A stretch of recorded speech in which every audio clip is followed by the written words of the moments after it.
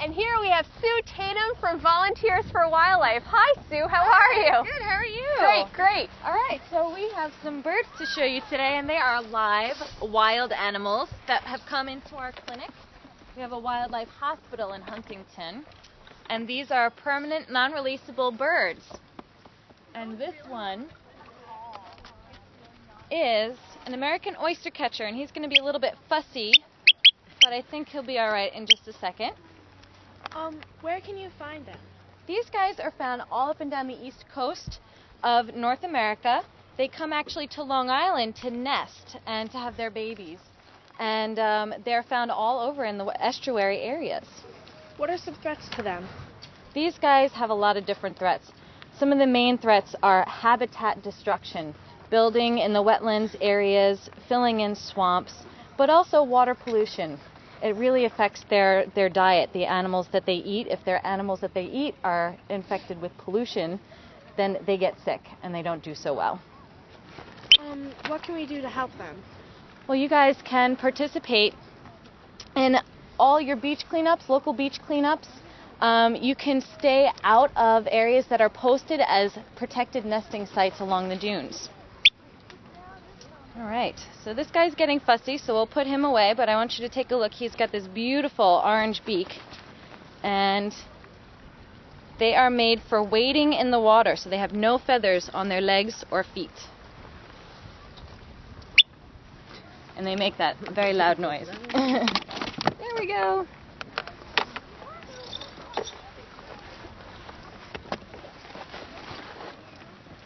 All right, the next animal that I have to show you guys today requires me to wear a glove. This one is a nocturnal bird. It is a type of owl.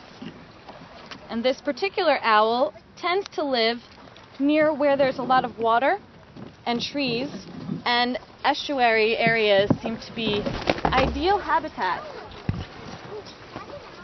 We're going to let her calm down for a second. There we go. She was not normally awake, so she's a little bit fussy today. This is a barred owl. How long can a barred owl be kept in captivity? These guys can live on average about 20 to 22 years old, but we have one at our center that is 26 this year. What does a barred owl eat? Barred owls eat all different kinds of animals, including muskrats, fish, frogs, snakes, anything that they can find in a swampy area, but their favorites are frogs and mice. Is the barred owl known by any other name? Actually, the barred owl just has that one name. There are owls called barn owls that are totally different owls than this one. This guy, she gets her name from the beautiful barring, the stripes that she has on her chest. That's where she gets her name. All right.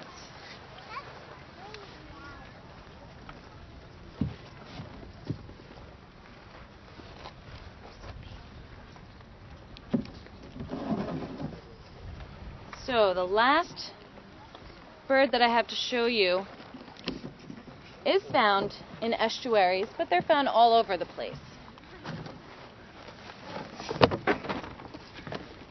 This guy's pretty big.